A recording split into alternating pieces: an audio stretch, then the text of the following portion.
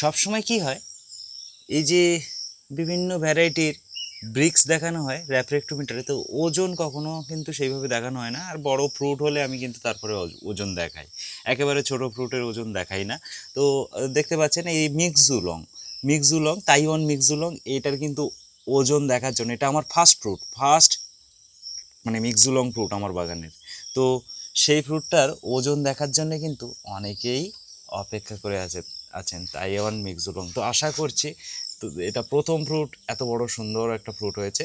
আশা করছি এর পরে পরে আরও অনেক বড় বড় ফ্রুট কিন্তু আমরা হারভেস্ট করতে পারবো এই মিক্সজুলং থেকে। তো এই প্রথম ফ্রুটটা আমাদের কত ওয়েট হয়েছে সেটা কিন্তু আমরা এবার দেখে নেব। তো দেখতে পাচ্ছেন 0 গ্রাম করে করে নিতে হবে, নিয়ে তারপরে কিন্তু এটা ওয়েট করতে হবে। তো 537 গ্রাম কিন্তু ওজন হয়েছে